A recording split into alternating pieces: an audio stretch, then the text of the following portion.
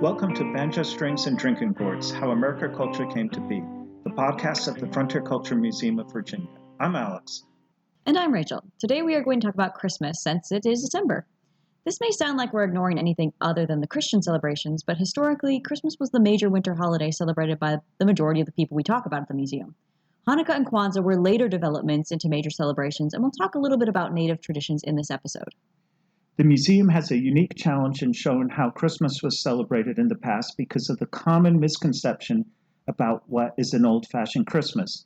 So, Rachel, what does a traditional old-fashioned Christmas mean for you? My traditional Christmas is a lot like what my family does, going out to cut down a tree, trimming it with heirloom ornaments, as well as maybe stringing popcorn and cranberries into garlands, lots of lights and carols, and of course, snow. What's your version of an old-fashioned Christmas, Alex? To me, it is a Curry and Ives Christmas card, the ones with the pretty colonial-style home with candles in the window and a family arriving by horse and buggy with a Christmas tree in the back. It looks quaint, has a romantic feel, especially if there is a barn in the background and cows in a field. I also, like you, love Christmas carols and having a good feast on Christmas Day with my family. My favorite carol is Once in a Royal David City, or Angels We Have Heard Are High, or Ding Dong Merrily on High. My favorite is Good King Wenceslas, but I'm also fond of In the Bleak Midwinter. Now, there is a problem with what we just described and how it relates to the museum. Yes, because what we described is not a traditional Christmas. We've described a modern Christmas, one that is not old in the long scheme of history. We just described a Victorian Christmas and really an early 20th century Christmas. The carols we just listed are recent. Good King Wencel's, 1853, Once in a Royal David City, 1848, Angels We Have Heard on High, 1862, In the Bleak Midwinter, 1907. The history of music, especially Christmas music, is fascinating. Often people recycled pieces of music or melodies and set them with new lyrics. Greensleeves, for example, written in the 16th century, became What Child Is This? People rediscover or are enraptured by an older piece and rejuvenate it with different words. This commonly goes back to when popular music was published on broadsheets, so the printer didn't need to make any musical annotation along with the text. Just a quick line about what melody the new lyrics were set to. Yet still, almost all of the Christmas carols we sing are not that old. Southern Living in the September 10th, 2018 issue listed these 10 Christmas carols as the best. Not sure what or how they came up with the list, but they are Silent Night, 1818, God Rest You Merry Gentlemen, 1760, O Come All Ye Faithful, 1841, O Holy Night, 1847, What Child Is This, 1865, We Three Kings, 1857, The First Noel, 1823, Away in a Manger, 1856, O Little Town of Bethlehem, 1868, Joy to the World, 1719. Most of these carols are from the late 19th century and the rest from the 18th century, showing traditional American Christmas is not very old. Now, to be fair, there are lots of carols about Christmas that go back to the Middle Ages, and really some of my other favorite carols are from this time, such as Un Flambeau Jeanette Isabelle or O Come Emmanuel.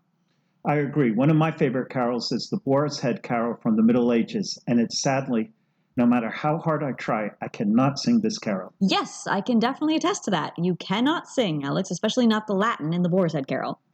Music plays a significant role in the Christmas celebrations throughout history, especially how we celebrate on our 17th through 19th century farm sites.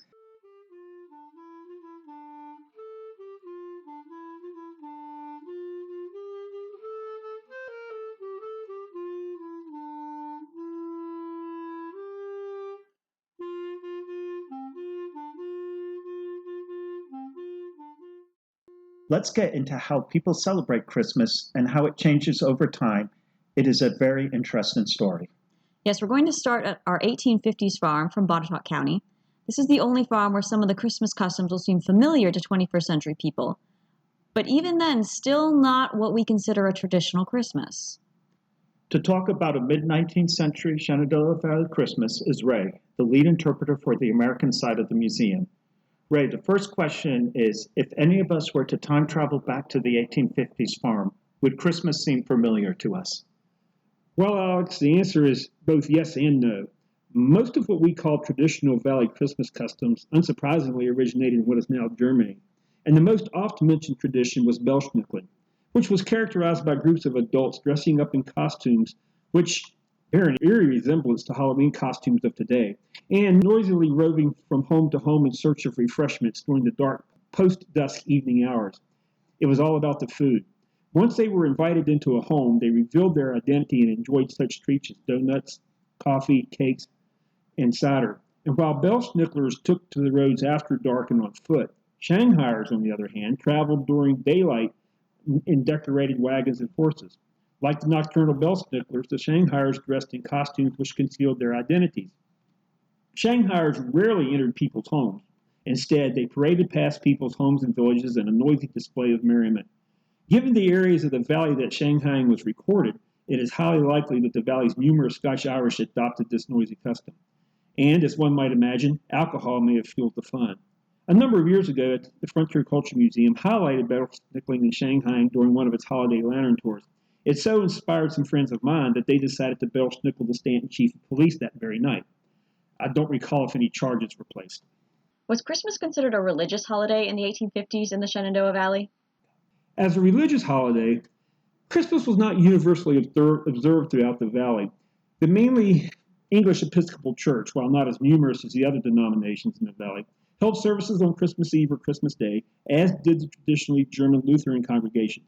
The Scotch-Irish Presbyterians, on the other hand, did not hold church services, and their ministers even went so far as to discourage the observance of Christmas altogether. The German Reformed congregations, although theologically aligned with the Valley Presbyterians, were a little more apt to celebrate the holiday because of their strong German heritage. Neither the Quakers nor Methodists, which had splintered from the Church of England decades before, celebrated the holiday, and the Germanic Anabaptist groups such as the Brethren and Mennonites ignored Christmas altogether. And it's important to note that the Roman Catholic Church, with its rich Christmas traditions, did not become established in the valley until just prior to the Civil War. We are missing one key group. Did enslaved residents of Shenandoah Valley celebrate Christmas? Well, probably no segment of the population looked forward to Christmas more than the enslaved people that labored on the farms, plantations, iron foundries, and shops scattered throughout the Shenandoah Valley. The week between Christmas and New Year's Day was the only full week that they had off, and many slaves took the opportunity to travel to distant farms to reunite with husbands, wives, and other family members. Some of these servants, as their owners were prone to call them, enjoyed gifts of money which could be used to purchase gifts for their own families with which they had been reunited. Making the most of their situation, music, dancing, storytelling, and feasting rounded out the slaves' brief celebration. Yet despite the merriment, Christmas was a time of uncertainty for the African Americans living in the valley. Their owners typically negotiated new hiring agreements at year's end, and many people faced the prospect of being hired out to work and live at another farm or furnace, which could possibly separate them further from their families. One more question, Ray. Did Shenandoah families have Christmas trees in the 1850s? Sorry, no Christmas trees began to appear in the valley until the 1850s, and they are so rare that they are rather notable. The Stanton Spectator reported that a local doctor erected a Christmas tree in his house in Stanton, and I can imagine folks walking or riding past his home to gawk, just like other people ride past the gaudiest Christmas decorations in their neighborhood this year.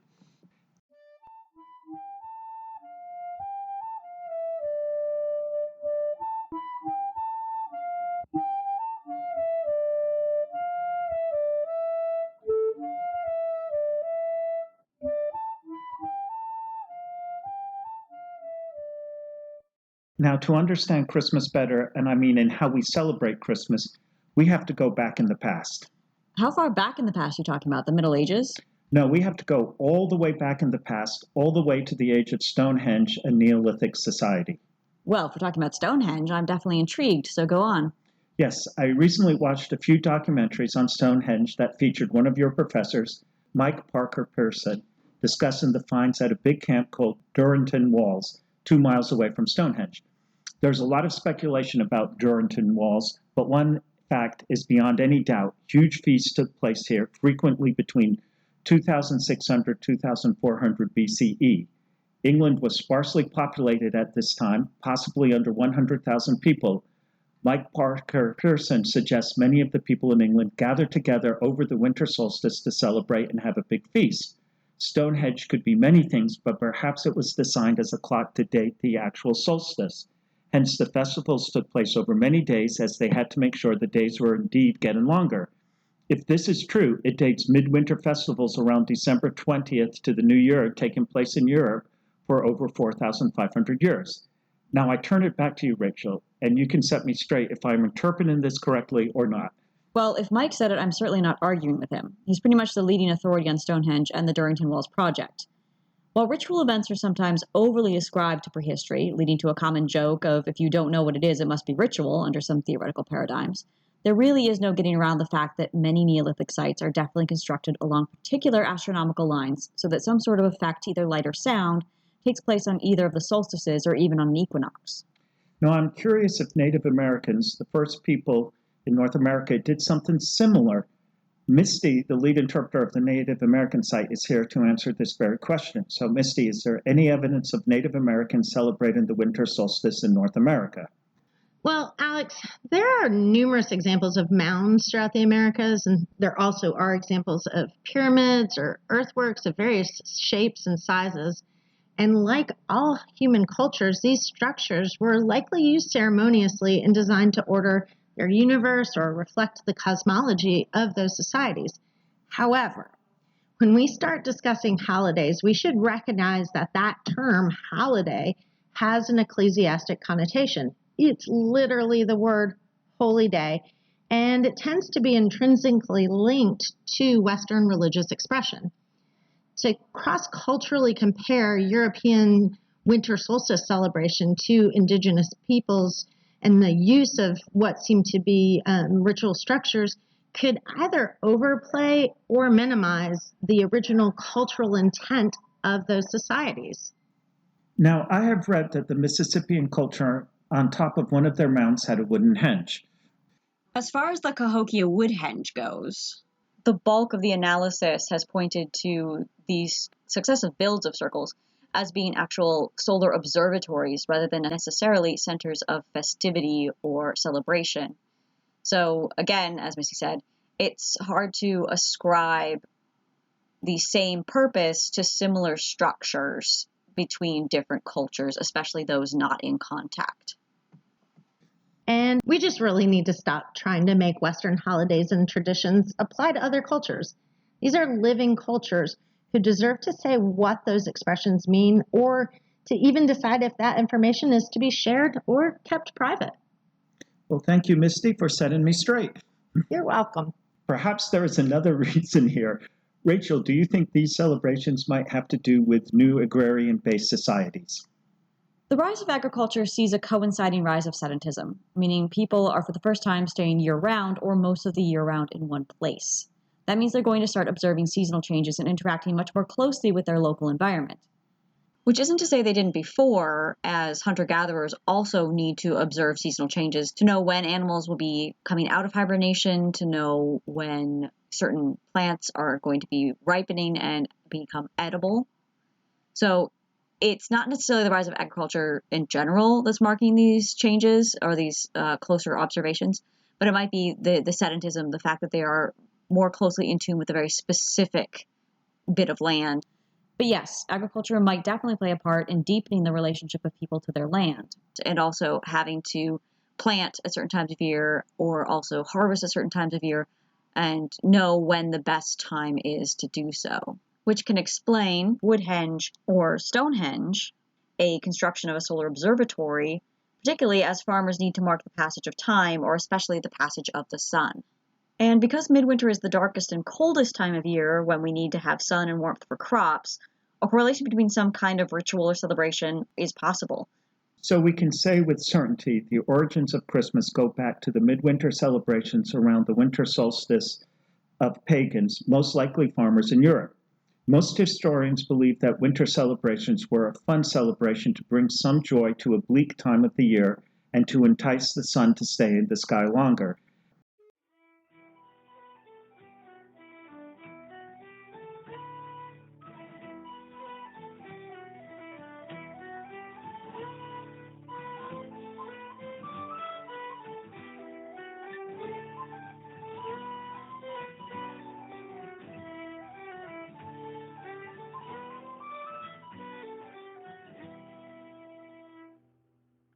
The next chapter in the story of how Christmas came to be is the Roman Empire.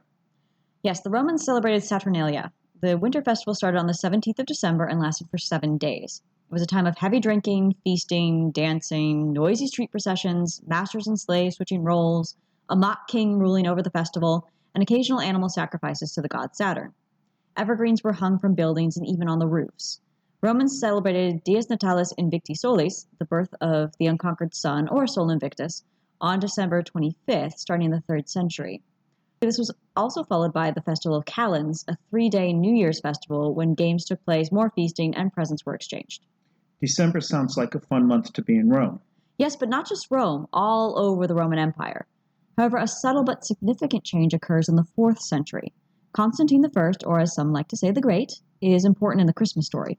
He issued the Edict of Milan in 313, which made tolerance of Christianity the law. He was also the first Roman emperor to convert to Christianity on his deathbed.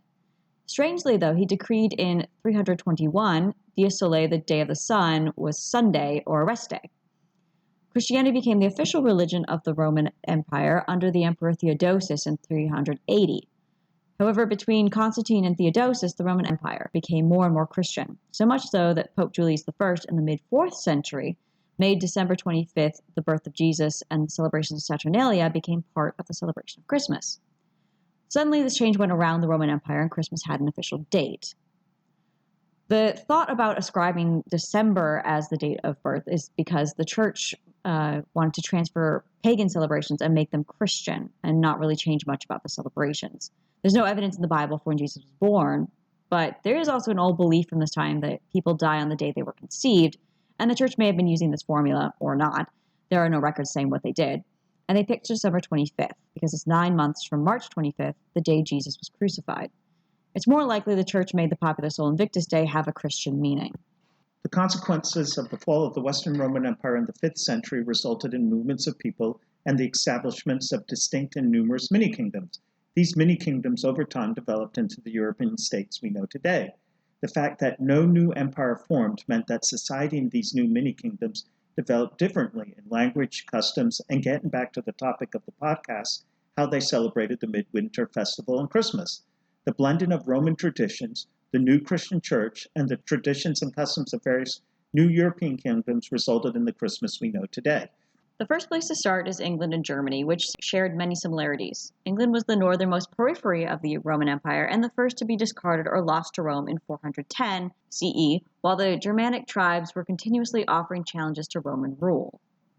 England over the next 600 years, 400 to 1000 CE, is a mixture of 4 groups of people: Celtic Roman Brits, non-Roman Celts, Vikings, and Anglo-Saxons. The Christmas traditions that developed in England are a blending of the festivals of the 4 groups, pulling largely from the influence of the Germanic invaders. All of these groups are pagan and slowly become Christian by the 6th century. All over Northern Europe, people celebrated Yule or the Yuletide. These celebrations involve fire, the burning of logs, hanging of evergreens in the great halls and homes, and feasting over the winter solstice, celebrating eternal life, ancient pagan gods like Odin or Woden, and the longing for summertime. Yule, historians believe, is a Germanic Scandinavian custom, probably disseminated by the Anglo-Saxons and Vikings. When Europe becomes Christianized, Yuletide becomes another expression for Christmastide. The giving and burning of a Yule log came out of this tradition. Medieval Christmases start when the sun goes down on Christmas Eve day. This is because for medieval people, they thought sunset was the start of the new day and hence the beginning of Christmas. The overwhelming majority of people worked in agriculture, and the custom passed down from the Yuletide traditions was no one should do any work during Christmastide, beyond the bare basics like feeding your farm animals and milking your cows. Hence, it was considered very unlucky to be working in the fields, spinning fiber, or doing really any work. Houses, churches, the great halls were decorated with greenery. Usually this consists of garlands of holly and ivy in England, and branches, especially boxwood in Germany. Ivy was considered a woman's plant, and holly a man's plant that also scared away witches. Boxwood was thought to protect the house from evil winter spirits. The one thing everyone knows about Germany and Christmas is the Christmas tree, yet this practice evolved over time. One custom in the Rhineland areas was to bring fruit tree branches, mostly apple and plum branches, into the house on St. Barbara's Day, December 5th, so they would bloom on Christmas Day. Another custom in the area was to bring in an evergreen branch on Christmas Eve and hang it on a beam in the main room of the house. These branches were decorated with apples, cookies in the shapes of stars, and other shapes.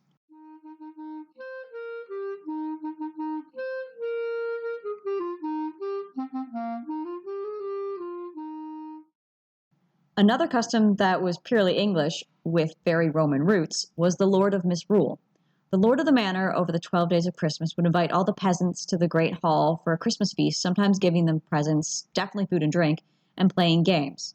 One of these was the Lord of Misrule, where the unlikeliest person would switch places with the Lord for a while. Sound familiar? It's pretty much what we just talked about with Saturnalia. On the other hand, German customs developed along the lines of making sure people behaved as they should.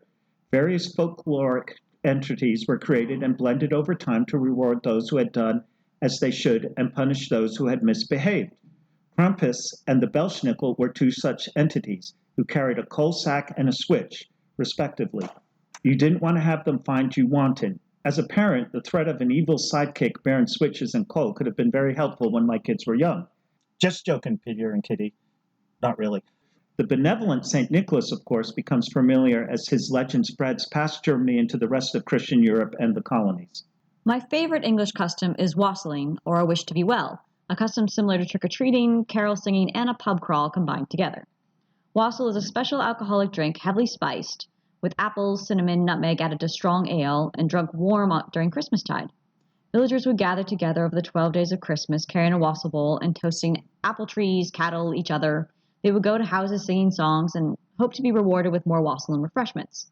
There are hundreds of wassail songs sung over time. One of the more popular wassail carols today is the Gloucestershire Wassail Carol, and there are many verses, all dealing with the master being merry and giving them refreshments or more wassail. For example, "And here is to Dobbin and his right eye, pray God send our master a good Christmas pie, and a good Christmas pie that we may all see, with the wassail and bowl we'll drink to thee." Usually wassailing got out of hand, leading to rowdy behavior and violence. It was very common to wassail horses and cattle. Actually, it seemed if you could toast it and have a drink, you could wassail it. Usually they would dress up in funny costumes, sometimes as a green man, with lots of noisemakers to scare away spirits, singing carols and pouring wassail on the trees. Here's a verse from an apple wassail carol. "Old apple tree, we wassail thee, and hope that thou shalt bear. For the Lord doth know when we shall meet and be merry another year. For to bloom well and to bear well, so merry let us be. Let every man take off his hat and shout to the old apple tree." Another version of wassailing is dressing as a hodden horse. Someone in the village would dress up as a horse. Someone also in the village would dress up as a fair maiden and lead the horse from home to home. They would knock on the door, and when the door opens, the fair maiden would sweep the feet of the person opening the door. The hodden horse would then enter into the house and dance in each room. Then everyone in the group would sing and expect refreshments and wassail. Some villages, they would dress as bulls, and some villages, they would not do this. Why? No one seems to have a clue on what it all means. It does seem fun, but again, this led to rowdy behavior. Kloffelnachte, or knocking nights, is a similar German custom that took place the 3 Thursdays before Christmas Day, where children in disguise went from house to house in the village ringing bells, throwing beans at windows in hopes of scaring away evil spirits, and in return were rewarded with drinks and refreshments, a custom that we often demonstrate at our Christmas programs on the German farm. And I can say that this definitely leads to rowdy behavior. Sometimes the bells get thrown at the house or accidentally at people. The museum has to put plexiglass over the windows to protect them from breaking, but we really haven't had a problem with evil spirits.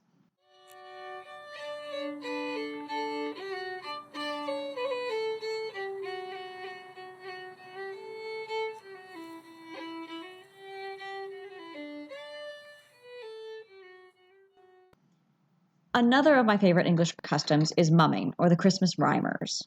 Mumming is an ancient tradition going back thousands of years in Britain linked to pagan rites celebrating the victory of light over darkness. Mumming is a folk play based on recited rhymes and a fight scene between rival heroes. Someone dies in a dramatic fashion and is revived by a doctor character. The play is performed from local villagers in disguise in elaborate and silly costumes. Mummin plays took place from Christmastide all the way to spring. Often they were performed in the streets of the villages, in alehouses, and occasionally in homes. One of the key characters for the Christmas play is Father Christmas.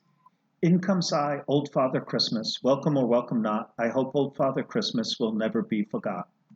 a rhyme that makes more sense when the Puritans are in charge of England in the mid-17th century. More on that in a little bit.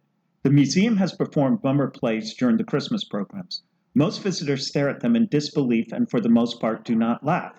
Then we reverse roles. The male interpreters played the female parts and the female interpreters played the male parts, and we overacted, and the Mummers play become much more entertaining and extremely funny. I'm convinced this is how they were played for thousands of years, often making fun of everyone. Consequently, various towns have tried to ban them. My dad tells me his grandfather, who lived outside of Reading in Berkshire, England as a farmer and occasional pub owner, would look forward to the Mummers coming to town or the pub, as it broke the monotony of everyday life. This was in early 20th century England. Mumming slowly found itself becoming more religious-based, conflating with the Passion plays, which were actually earlier very religious-based plays, and turning into the nativity or creche scenes familiar from childhood.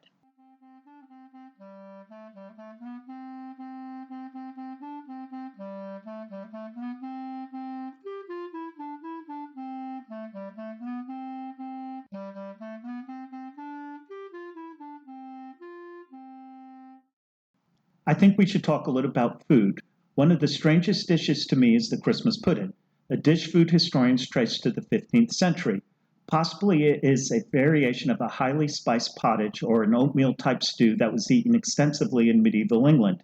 Many new exotic spices came to England after the Crusades, and a Christmas pudding seems to be a boiled dish with suet, breadcrumbs, every type of dried fruit like raisins, currants, apples, candied peels, citron, orange and lemon, porter or brandy, and later treacle and brown sugar. The pudding is boiled for hours and eaten on Christmas Day. It is good luck to eat 12 puddings in 12 different locations during the 12 days of Christmas, and that way you should have 12 months of good luck. The truth of the matter is it tastes awful, but it's so steeped in tradition it is the key dessert of any Christmas dinner, even today. Germans are also known for baked goods over the Christmas season, usually made from a baker and not made at home. Often these were goodies picked up at the Christmas marks called Weihnachtsmarks or Christkindlmarks, the most famous being Christstollen or just Stollen. This is a sweet bread with raisins, currants, and almonds and is sweet, made with sugar, a treat in the middling to early modernity period of European history. The bread was made to look like the infant Christ child in swaddling clothes. The Christmas Stollen was considered a good, healthy dish and sometimes was saved to feed sick family members over the year. There are 4 other special cookies associated with the German Christmas: Spekulatius, Lebkuchen, Pfefferkuchen or Pfeffernuss, and Springerle. The other key English food is mincemeat pies, a medieval delicacy originally made with meat and everything else under the sun. Traditionally, the pies were made with beef, suet, sugar, currants, raisins, lemons, spices, orange peel, goose, tongue, fowls, eggs, apples, brandy, nails, bits of odd wood. Okay, maybe not the nails and wood, but everything else in the kitchen. These pies were oval, cradle-shaped with a pastry evocative of the Holy Child with swaddling bands. The making and eating of mincemeat pies, while not officially banned, were frowned upon in the 1640s to the 1650s and went out of fashion. Pies became popular again after King Charles II and the monarchy was restored in England in the 1660s. Interestingly, this is when mincemeat pies became much smaller. Today, they are not made with meat, and they are pretty much handheld pies. It has always been considered lucky to eat mincemeat pies over Christmastide. However, they have to be offered to you as a gift. Or you can go to multiple carol services for the mincemeat pies and mulled wine at the end. There are many more customs, but this gives a good overview of a pagan to medieval European Christmas. The height of these celebrations was mainly in the 16th century.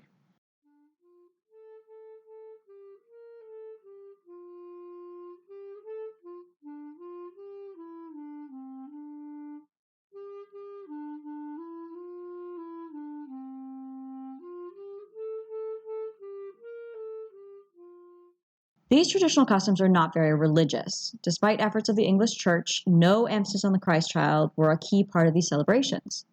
This will become an issue in the 17th century where the real war on Christmas takes place, changing English Christmas celebrations forever.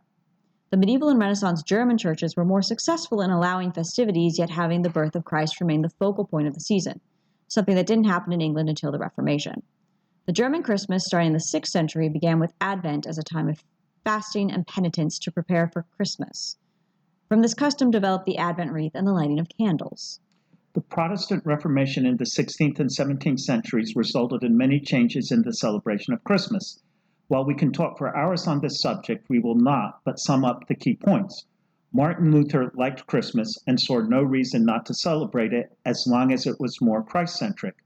Luther replaced St. Nicholas with the Christkindl, which means Christ child who brings gifts to good children on Christmas Eve. Over time, this figure becomes a female angelic helper with a long white robe and a sparkling crown and wings. The Christkindl did not travel with an evil version punishing naughty kids. Eventually, the Christkindl blended along with all the other gift givers into Santa Claus. The name Christkindl for Santa Claus comes from the Christkindl.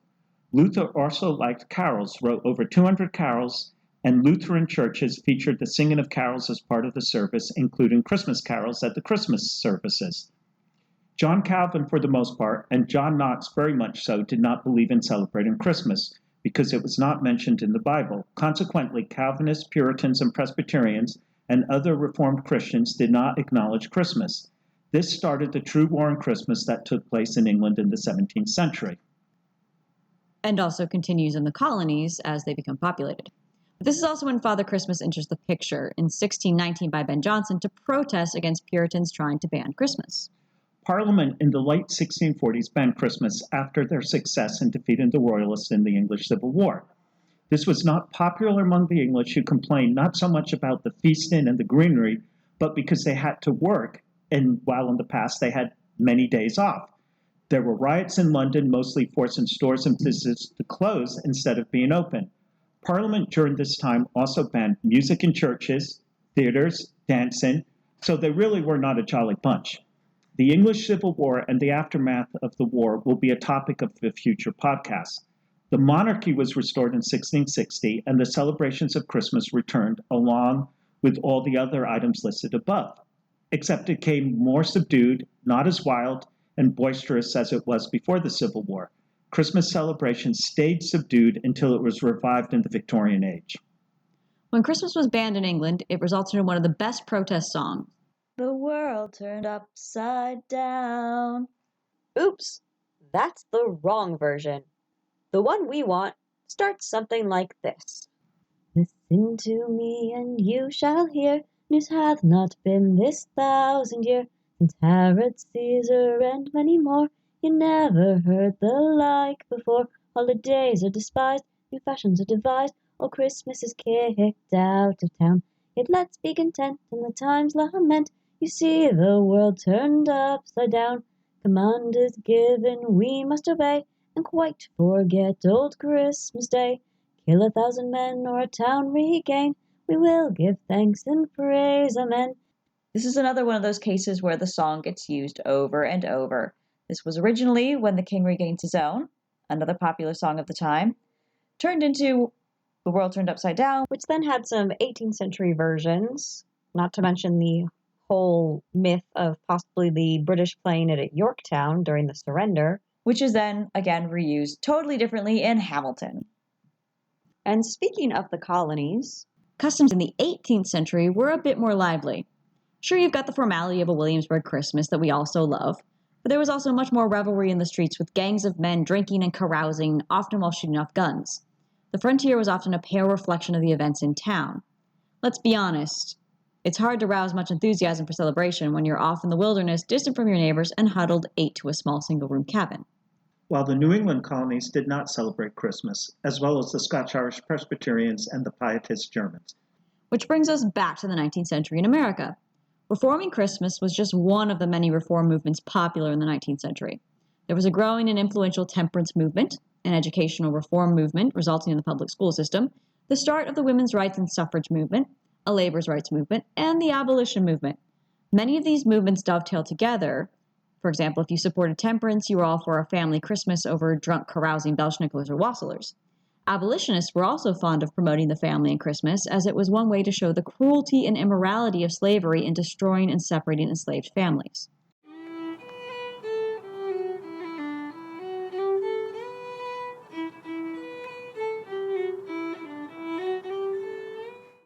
While we listed a few customs from England and Germany, it is still an incomplete picture. People are different, and even today, how people celebrate Christmas can change from family to family, and even from generation to generation in the same family. There is no way to really have a complete understanding of how our ancestors celebrated Christmas or what they thought about Christmas in the past. Most of the information was written by folklorists in the 18th and 19th century about the past that was hundreds of years removed from the people they were interviewing. The one thing I would say that has stayed true to Christmas and midwinter celebrations throughout history was it was time to have fun and joy in the bleak midwinter. We hope this gives a taste of what Christmas might have been in the past in England and Germany. The museum of the last 30 years has presented vignettes on the farms at night, giving a taste of a historic Christmas. I also think it's one of the best programs we do at the museum, and we managed to give an entertaining history lesson in 10 to 15 minutes per farm. This year, because of COVID-19, what we are doing is slightly different. I'll let Michaela explain it. Feel like you need a little holiday cheer, but you want to stay socially distanced? Look no further. Please join us at the Frontier Culture Museum's Old World Holiday Tours. You may recognize this as a COVID-friendly version for our traditional lantern tours. This year, all holiday-themed scenes will take place outdoors.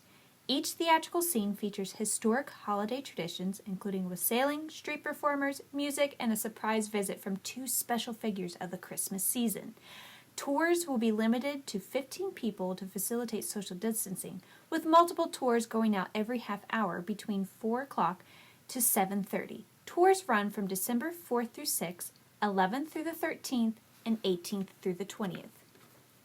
For the safety of everyone, visitors will be required to wear masks and maintain appropriate social distancing during the tour. Please visit our website or Facebook page for more information. To purchase tickets, you can call or visit our website. We look forward to seeing you all.